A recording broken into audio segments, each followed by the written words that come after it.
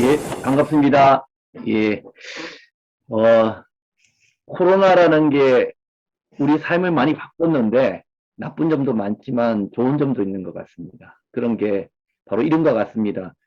보통 때 같으면 여러분들을 만나러 또 일일이 현장 가서까지 가서 만나는 또, 수고로움 속에서도 또 정겨움도 있겠지만, 한꺼번에 이렇게 다양한 국가와 많은 곳에 있는 분들을 한꺼번에 이렇게 많이 만날 수 있다는 것은 또 어떻게 보면, 코로나가 준, 뭐 이런 줌이라고 이야기하는 언택트 사항이 준 또 하나의 또 기회가 아닌가 싶습니다. 음, 실제 만나서 여러분들 이야기를 듣는 것이 훨씬 더 좋겠지만, 좀 부족함이 있음에도 불구하고, 오늘 제가 좀 이렇게 급하게 준비했습니다. 제가 조금 더 시간이 있었으면, 조금 더 이제 자료를 많이 준비하고 했을 건데, 어, 제가 이제, 조금, 급하게, 이게 추진되다 보니까 많은 준비를 못했습니다. 그래서, 여러분들에게 설명을 드리면서, 또 부족한 부분들은 저도 듣고, 또 말로 설명하는 그렇게 해 나가도록 그렇게 하겠습니다. 저한테 부탁하신 것이 한미 정상회담 이번에 이제 곧 일어나죠. 한미 정상회담과 또 아까 설명하셨지만 우리가 어떻게 해야 될까라는 이야기를 말씀을 하셨는데요.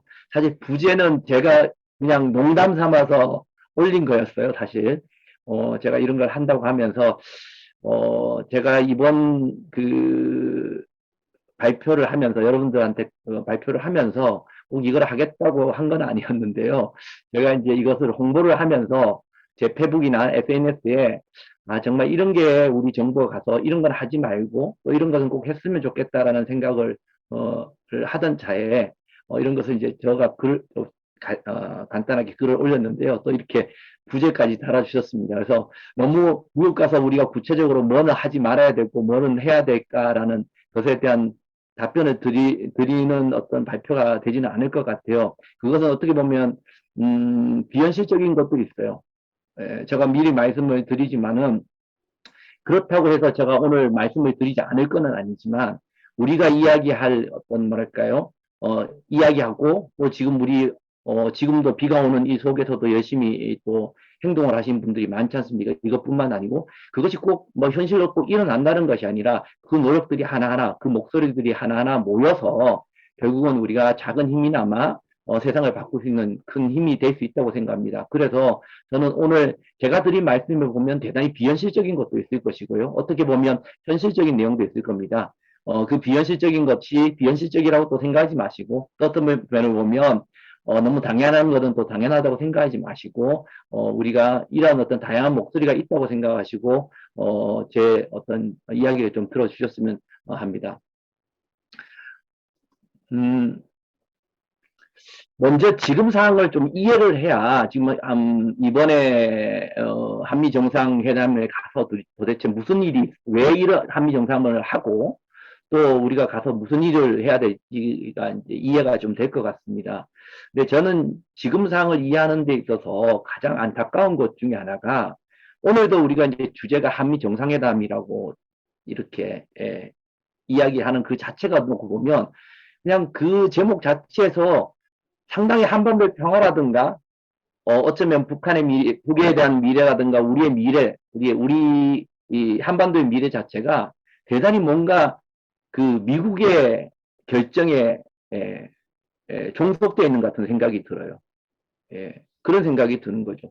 또 우리가 지금 최근에 바이든 정부가 바뀌었지만 바이든 정부가 바뀌는 새로운 정부가 대북 정책을 어떻게 만드느냐에 대단히 관심을 많이 가졌지 실질적으로 사실 그거에 우리가 주인인 우리가 어떤 대북 정책을 끊임없이 가지고 갈 것이고 그것을 노력할 것이고 또 하나의 반쪽인 북은 어떤 생각을 갖고 있는지에 대한 생각을 잘 안 하는 것 같아요. 그래서 어떻게 보면 지금 우리의 뭐라 그럴까요?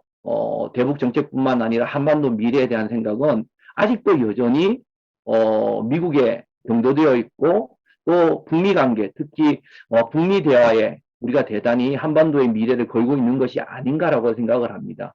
그리고 지금 또 미국에 가서 하는 것도 결국은 뭔가 아직도 여전히 뭐 중재자라고 이야기할 수 있을지 모르겠지만 북미 대화를 만들고 북미 관계를 개선시켜 보려고 하는 어떤 그런 뭐랄까 노력 때문이 아닌가라고 생각하는데 저는 그게 나쁘다고 생각하지는 않아요.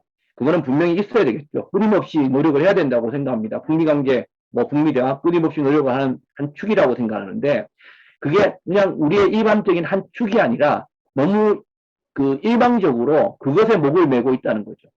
그런데 우리가 생각하는 것만큼 북미 대화나 북미 관계가 희망 고문이지 그렇게 지금으로서 보면 큰 희망이 큰 어떤 말을 기대를 걸 만한 희망을 걸 만한 근거가 대단히 빈약하다는 거예요, 사실요. 그럼에도 불구하고 많은 사람들이 이야기를 하고 있는데 제가 뭐 이렇게 북미 관계에 근거 없는 희망이다, 뭐 기대가 별로 낮다라고 이야기하는 거, 그럼 뭐 하지 말아야지. 어휴, 희망도 없네. 라고 하는 것이 아니라, 제가 말씀드리는 것은, 우리가 지금 대단히 뭔가 북미 관계가 될 것 같고, 미국이 뭔가를 할 것 같다는 그런 근거를 갖고 기다리는 것이 아니라, 대단히 어쩌면 부정적, 현실을 인식해야만 북미 관계를 만들 수 있고, 북미 대화를 풀어나갈 수 있고, 또 뭐랄까요, 한반도 문제를 풀어나갈 수 있다는 거예요. 예. 그런 측면에서 북미 관계 현실을 보자는 측면에서 말씀을 드리고요.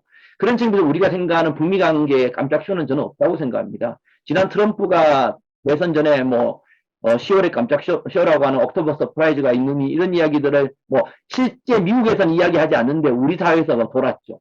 뭐 대선에 불리한 트럼프가 10월에 깜짝 쇼를 하기 위해서 대선을 뒤집기 위해서 북한하고 할 수도 있다. 그거는 정말 한반도 문제를 모르고 심지어는 미국의 정치를 모르는 거죠, 사실요. 미국의 정치에 있어서 한반도 문제, 북의 문제는 결국은 어떻게 보면 그렇게 큰, 뭐랄까요, 그러니까 선거민주주의에서 그 선거하는 사람들의 선택권을 좌지우지할 수 있는 게 되지 않는다는 거예요, 사실요. 심지어는 우리 대한민국, 우리 남쪽도 대단히 건강하다는, 그러니까 소위 말해서 과거에 있었던 북풍이라든가 이런 것들이 먹히지 않는, 선거에 먹히지 않는데, 심지어 저기 태평양 건너 있는 미국에서 북한 카드가 먹히겠습니까? 먹히지 않는다고 저는 생각을 해요. 그런데 여전히 우리는 그런 생각을 하고, 기대를 갖고 있는 거거든요. 그러나 북은 코로나 문제라든가 경제 문제라든가 이번에 대선에 있었던 인종 갈등의 문제라든가 각종 대선 후유증 때문에 대선이 끝났음에도 사실 어떻게 보면 이런 내부 문제, 또 특히 내부적으로는 미중 관계가 우선적이기 때문에 여전히 저는 뭐 트럼프 때도 마찬가지, 선거 국면도 마찬가지, 바이든이 당선된다고 하더라도 사실 북 문제에 대해서는 우리 한반도 문제에서는 그다지 그들의 어떤 정책적 우선순위가 높지 않을 것이고 바이든 당선이 한반도의 평화를 책임지지는 않을 거라고 생각을 합니다. 그런 측면에서 뭐라 그럴까요? 이런 지금 현재 바이든의 대북 정책이 과연 어떻게 가고 있는가라는 것을 명확히 인식을 해야 된다고 생각해요. 이제 많은 사람들이 바이든 대북 정책이 결정이 됐다라고 대부분 다 알고 계세요. 이미 아마 결정이 됐을 겁니다. 얼마 전에 뭐 발표를 했다는 식의 이야기가 나왔지만 사실 공식적으로 발표한 건 아니고요. 비행기를 타고 가면서 그 사키 대변인이 사실은 기자의 질문에 답변을 하는 형식으로 해서 이제 대북 정책이 이미 이제 검토가 끝났다고 발표할 것이다 정도로 비공식적으로 나온 것이지 공식적으로 발표되지 않았습니다. 뭐 제가 몇 번 이전에도 이런 강의를 하면서도 아마 대북 정책 발표는 조금 더 기다려야 되지 않을까라고 이야기를 하면서 저는 어쩌면 우리 한미 정상회담이 끝나고 난 다음에 대북 정책을 발표할 가능성이 높다. 공식적으로 높을 가능성이 높다라고 저는 이야기를 합니다. 그 이유는 왜인지는 제가 뒤쪽에 말씀을 드리겠지만 그것이 장점일 수도 있고 단점일 수도 있습니다. 지금 바이든이 당선된 바이든의 대북 정책, 새로운 리뷰가 끝난 새로운 대북 정책이 발표되는 시점이 한미 정상회담 이전이냐 이후냐가 그렇게 중요한 것은 아닐 수도 있지만 뭐 그렇다고 하겠지만 한미 정상회담 우리가 어떻게 하느냐에 따라서 대북 정책의 발표가 그 이유가 좋을 수도 있고 어찌보면 우리한테 대단히 안 좋을 수도 있다는 거예요, 사실요. 그런 측면에서 놓고 보면 바이든 정부의 대북 정책 자체가 크게 바뀔 가능성이 있거나라고 생각하지는 않아요. 이미 여러분들 알다시피 대북 정책은 원칙에 의거한 단계적 대북 정책이라고 이야기를 하고 있고요. 또 이번에 이야기한 거에 보면 외교와 어떤 압박이라는 두 가지 측면에서 두 가지를 다 가지고 가겠다라고 이야기를 하고 있습니다. 사실 이거는 새롭지 않아요, 사실요.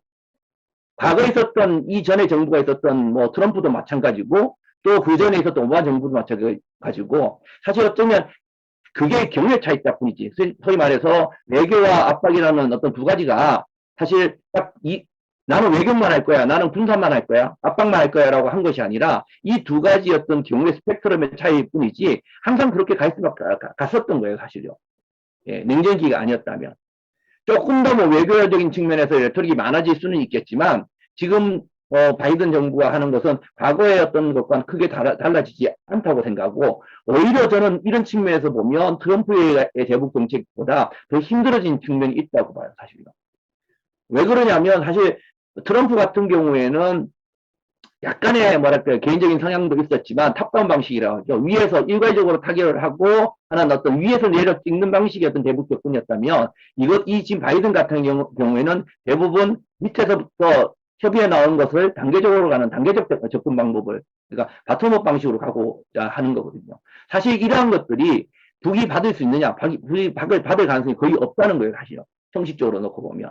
그리고 이러한 것들은 크게 놓고 보면 대단히 정교하게 북이 하려고 하는 어떤 뭐랄까요 그 일반적인 행동과 또 미국이 줄 수 있는 어떤 행동의 이 두 가지의 어떤 접촉점을 만들기가 대단히 어렵고 또 북도 이야기하고 있죠.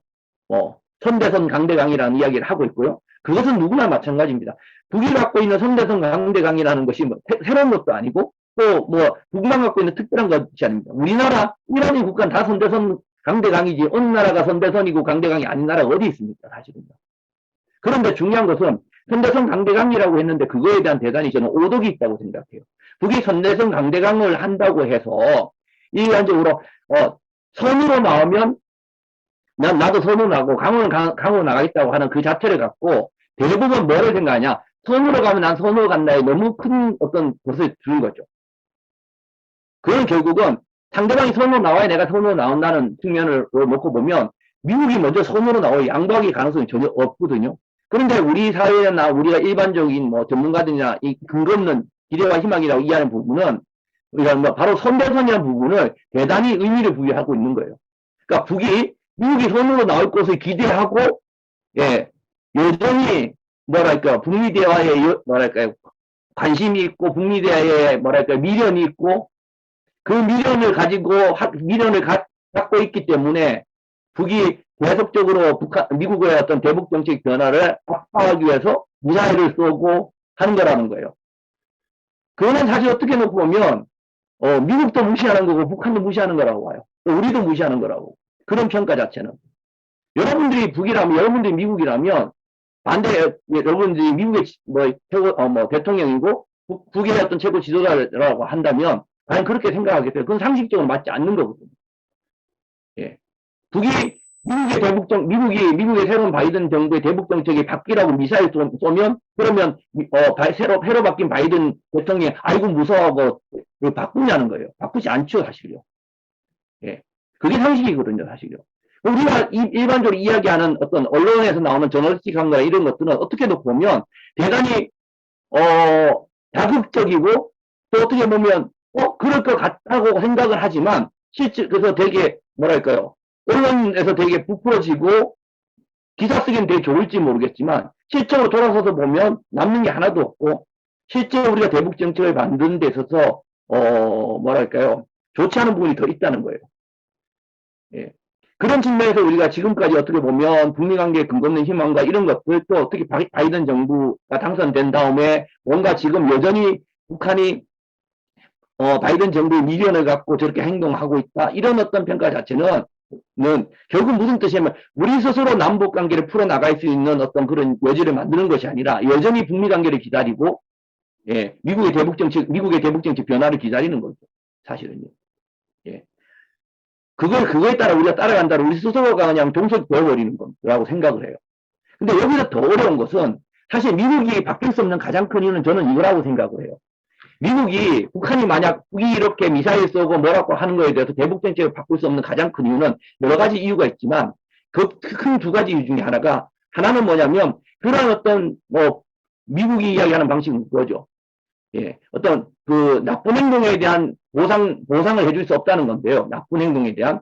그러니까 어떤 이야기 안 되냐면, 북같이 그렇게 행동을 해서 뭔가를 얻어내고 양보를 얻어내려는 행동에 대해서 뭔가 조치를 해주면, 미국은 이 하나가 아니라 계속적으로 앞으로 그런 행동을 해야 된다는 거예요. 사실은요. 그렇기 때문에 미국은 하나의 국가인 북에만 해줄 수 있는 거예요. 예외 조치를 줄 수 없는 거죠, 사실은.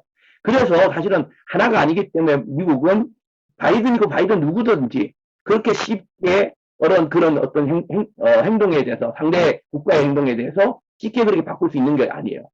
거기에 한 가지 더 중요한 것이 말하면 가장 제일 밑에서인데 지금 상황이 혼자 예전같이 90년대부터 2000년까지 올라오는 자신의 어떤 유일패권 시대, 뭐 소위 말하는 미국 혼자였던 시대였다면 모르겠지만 뭐 강압을 했지만 지금은 이제는 또 다시 뭐랄까요 예전의 냉전과는 다른 시기일지는 모르겠지만 미중이라는 어떤 새로운 어떤 두 개의 시대가 열려 있거든요. 그러니까 미국과 중국과의 전략적 대결이 점점 더 심화되고 또 어려워지고 지속되는 국면 속에서 만약 미국이 이 국면에서 북이 요구하는 사항들, 선대선 강대 강령에서 북이 요구하는 사항들을 들어주게 되면 저는 이렇게 생각합니다. 사실 단순히 미국이 북한테만 양보하는 것이 아니라 어떻게 보면 미중이라는 갈등, 미중이라는 전략적 대결 속에서 동북아뿐만 아니라 이 한반도를 중심으로 동북아 지역에서 일단 중국한테 한풀 꺾이고 가야 된다고 봐야 돼요. 그러니까 한번 밀리고 간다고 봐야 되는 거예요. 예. 그러니까 무시당할 수도 있는 거죠. 그러니까 중국과의 전략적 대결이 심화되는 상황에서 더더욱 저는 바이든이든 누가 되든 앞으로 미국의 어떤 대통령도 북미 관계에 있어서 선대선 강대강이라는 측면에서 선이라는 측면을 북이 아니고 미국이 먼저 나올 가능성은 거의 희박하다는 거예요, 사실요. 이 구도는. 제가 이 말씀을 왜 드리냐면 오늘 우리가 한미 정상회담을 이야기하면서도 어떻게 놓고 보면 이 한미회담은 한반도 문제도 있고 대단히 중요한 문제지만 어쩌면 이거보다 더 중요한 것이 결국은 미중의 전략적 대결 구도 속에서 많은 것들이 가고 있고 한반도의 평화도 미중의 전략적 대결이라는 것이 어떻게 보면 모든 것을 집어삼키는 블랙홀과 같다는 거예요, 사실은. 근데 이러한 것들을 미국과 중국만의 일이냐? 그렇지 않고요. 지금 현재 저는 북이 지금 이렇게 가고 있는 모습들. 최근에 제가 아까 말씀드린 이 상황에서 가장 중요한 것은 오히려 미국의 대북 정책이 중요한 것이 아니라 지난 8차 당대에서 발표한 북의 어떤 향후 5개년 전략이 더 저는 중요하다고 봐요.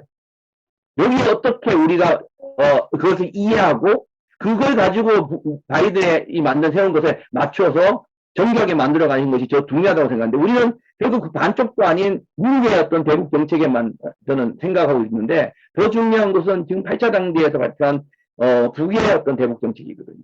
사실 어떻게 보면 바이든한테 가서 지금 한미 정상회담 할 때 가서 가장 중요한 것은 어떻게 보면 우리 대통령이 가서 뭐 꼭 설명할 건 아니지만 지금 나타나고 있는 북한의 변화, 북한의 제8차 당대의 상대, 그것이 미국 사람들이 알 것 같습니까? 모른다고 생각해요. 제대로 이해 못한다고 생각해요. 그들이 이해를 하고 지금 바이든 정부가 대북 정책을 만들었을까요?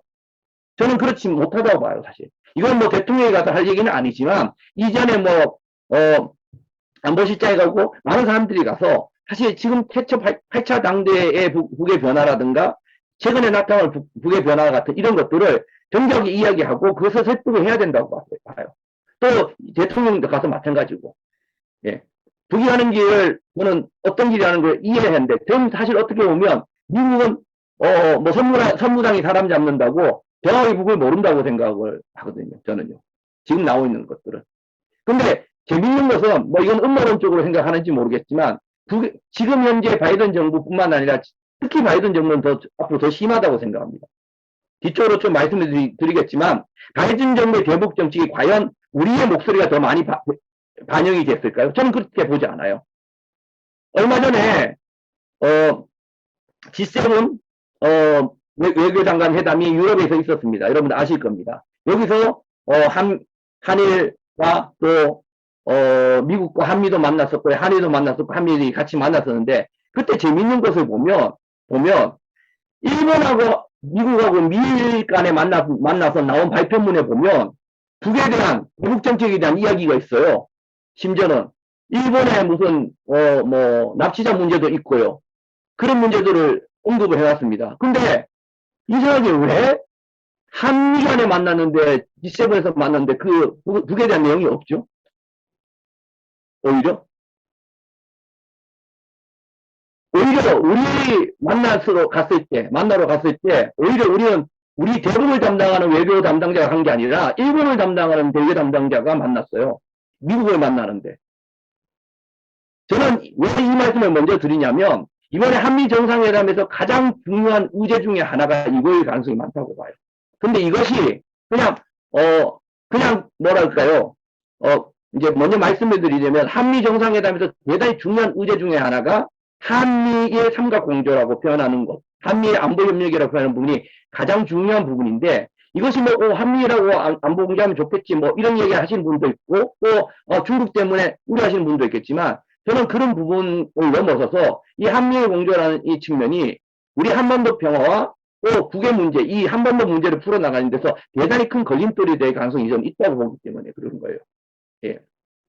그런 측면에서 북이 지금 가고 있는 것을 놓고 보면 저는 북은 지난 8차 당대회 이전에 이미 벌써 2000년대에 이미 이야기한 것을 보면 제재와는 장기적으로 가겠다. 대단히 오래 가겠다고 이야기를 했어요.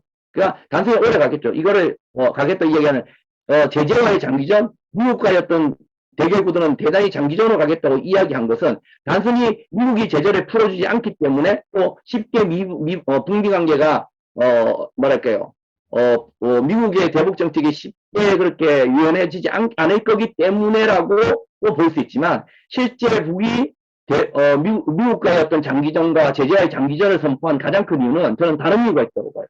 그게 뭐냐? 그 장기전은 바로 미중의 전략적 대결이 1, 2년 아니 5년에 끝나는 게 아니라 장기전이기 때문에 미중의 전략적 대결을 장기전으로 보고 있기 때문에 이것은 북은 스스로가 어떤 선택을 하지 않겠다는 거예요. 사실 어떻게 보면 한편으로 보면 중국에 완전히 올인하는 것도 아니지만 나름대로 중국과 러시아에 접근해서 기대어 가면서도 뭐랄까요 장기전으로 가는 그런 어떤 모습을 가지고 있기 때문에 저는 오히려 북이 지금의 현재 한반도를 중심으로 해서 아니면 어쩌면 세계사 쪽으로 돌아가고 있는 미중의 전략적 대결 구도를 더 우리보다 더 잘 알고 있는 게 아닌가라고 저는 개인적으로 생각이 듭니다. 좀 첫 장부터 길어졌는데요. 과거 보면 한미정상회담을 쭉 한번 조금 봐야 될 것 같아요. 한미정상회담이 다 어떻게 뭐랄까요? 여러 가지 굴곡이 있었죠. 사실은요. 뭐 꼭 그때만 좋았던 건 아니지만 사실 한미정상회담에 한미정상이 만났을 때 중에 저는 기억에 남는 부분이 이런 겁니다. 어떻게 한미정상에 한 줄기 빛이었다고 생각하는 부분은 여러분들 아시겠지만 1998년에 장거리 대포동이 발사되고 엄청난 한반도 위기가 있었을 때입니다. 94년에 사실 그 제네바 합의가 있은 이후에 이게 제네바 합의가 제대로 되지 않으면서 이 위기가 있을 이때였는데요. 이때 클린턴 미 대통령이 햇빛 정책을 지지를 하고 페리가 방문을 해서 수차례 방문을 해서 사실 어쩌면 페리 프로세스가 나왔지만 여러분들이 우리 자서전이나 우리 임동원 선생님의 자서전을 보시면 알겠지만 어차피 이 페리 프로세스는 우리 햇볕 정책을 그대로 학습해서 만든 거예요. 사실요. 만든 겁니다. 그 어쩌면 한미 정상이라는 것들이 결국은 이러한 어떤 위기를 극복하고 페리 프로세스라는 해법을 만들었고 그것이 이어져서 2000년에 남북 정상회담으로 이어지는 물론 이것이 부시 정부로 들어서면서 다시 현실을 꺾였지만 이런 어떤 한미 정상회담을 통해서 이걸 돌파할 수 있는 어쩌면 이때가 이때 어쩌면 대통령이 뭐 김대중 대통령이시지만 김대중 대통령께서 이 어떤 한미 정상회담에서 이런 이야기를 하고 햇볕 정책을 가져가고 페리 프로세스를 만드는데 개입을 하고 또 남북 정상 1차 남북 정상회담을 만드는 이 시점이 어떻게 보면 저는 개인적으로 이렇게 합니다. 지금보다 훨씬 더 어려운 시기였다. 무슨 뜻이냐? 미국 대통령 앞에 가서 우리 대통령이 뭐 나이고하를 넘어서서 어떤 이야기, 소위 말 섭섭한 이야기일 수도 있고 또 대담한 이야기일 수도 있고 담대한 이야기도 하기가 훨씬 더 그 용기를 내기가 훨씬 더 어려운 환경이었을 것이다. 한미 동맹력 측면에서도 그렇고 모든 측면에서. 그럼에도 불구하고 담대함을 가졌고 도범함을 가졌고 용기를 가졌기 때문에 이게 저는 가능했다고 봐요, 사실요. 예. 결국은 그 담대함은 어쩌면 동맹이라는 것이 갖고 있어야 될 가장 중요한 그 신뢰를 가지기가 가능했던 부분이기도 했고요. 또 한편으로 보면 사실 뭐 부시 대통령 시기가 참 어려웠던 시기임에요, 사실은요. 여러분들 아시겠지만 앞에 김대중 대통령도 있고 계시지만 부시 대통령과 김대중 대통령 만났을 때 유명한 일화가 있지 않습니까? 뭐 디스맨이라고 했다고 하는 유명한 일화가 있죠. 예, 그렇게 상대를 대통령을 하대하고 또 그 사람의 어떤 이데올로기나 이런 대북관이나 이런 거에 대해서 의심을 하고 이런 어떤 대단히 그런 시기가 있었죠. 그 다음에 이어졌던 노무현 대통령도 그것은 마찬가지였습니다. 그 속에서 사실 우리가 2006년, 2007년에 보면 노무현 부시의 에이펙 정상회담이 있었을 때, 하노이가 있었을 때, 하노이 구상이 결국은 그 당시 그 1년 전에 있었던 9.19 공동성명을 받아서 그것이 다음 이어지는 2007년 이때 갖다 후이 제2차 핵시험을 하고 난 다음이거든요. 난 다음에 이런 하노이 구상을 통해서 이때 하노이 구상에서 나왔던 게 뭐냐면 죄송합니다. 나왔던 게 바로 그 부시의 입에서 종전선언 발언이 나온 거거든요. 바로 이때 하노이 때 종전선언이라는 발언이 나왔어요. 물론 이 종전선언 발언이 부시의 어떤 실언이니 아니니 여러 말도 있지만 결국은 부시 입에서 종전선언이라는 말을 끄집어낸 거예요. 그리고 결국 2007년 9월 7일 시드니에 가서 다시 1년 후에 RP에 가서 이때 외교적 결례라고까지 이야기를 합니다. 왜냐하면 이 회담이 끝나고 난 다음에 노무현 대통령이 부시에게 외교적 결례라고 이야기할 정도로 부시를 압박을 해서 다시 한번 종전선언에 대한 이야기를 끄집어내게 만들어냅니다. 어떻게 보면 대단한 용기죠. 예. 대통령 정상회담을 하면서 그런 걸 끄집어내는 그걸 통해서 결국 2007년도 14 공동선언에 경정선언과 한반도 평화체제를 넣을 수 있었던 거죠, 사실요. 예.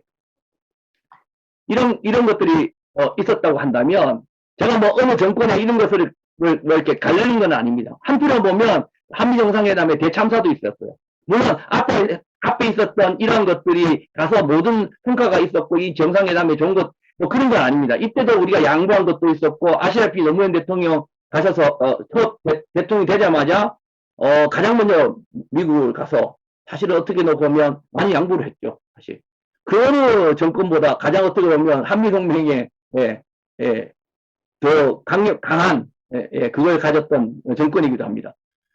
근데 사실 어떻게 보면 이 정상 아시면 이명박 부시 2008년도 여러분 아시겠지만 4월에 이거 같은 경우에는 결국 우리가 촛불이 있었던 바로 이제 촛불 파동이죠. 미 쇠고기 수입 그러니까 뼈가 들어있는 수입 쇠고기를 수입을 용한 바로 부력적인 협상과 또 한미 자유무역협정이 있었던 이겁니다. 그러니까 우리가 그러죠.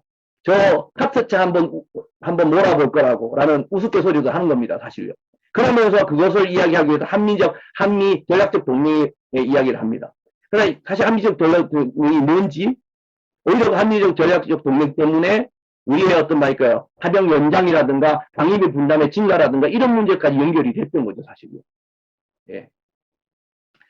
두 번째 있었던 거는 정말 어쩌면 우리 외교사에 실 수 없는 재미있는 사건이기도 하고 이것뿐만 아니라 여전히도 몇 가지 있었죠. 뭐 대통령이 지문을 잊어버렸던 사건도 있었고 이 사건은 외교는 아니었지만 결국은 박근혜 오바마 2015년 10월에 이야기하는 게 뭐냐면 저는 이 부분이 대단히 가슴 아픈 정말 그래서 저는 우리 외교사의 기억에 남는 한미 정상회담의 대참사라고 생각하는 게 바로 박근혜 오바마의 2015년 10월달 한미 정상회담이라고 생각합니다.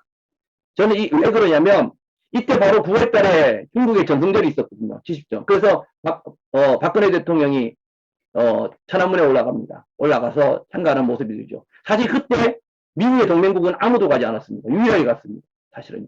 미국이 못 가게 말렸거든요. 뭐 가지 말라고 그러니까 자신 있게 갔죠. 뭐 그 점에 대해서 나쁘게 생각하지 않습니다. 그런데 그리고 한 달이 지난 다음에 다시 미국으로 또 달려갑니다. 근데 가서 사실 어떻게 보면, 뭐 이런 걸 박쥐에게로 표현할 수 있을지 모르겠지만, 이런 것을 할 때 사실 어떻게 보면 상대방은 자기한테 와서 좋은 얘기 한 사람을 기억하는 게 아니라, 예, 반대편으로 간 모습을 기억하는 거거든요.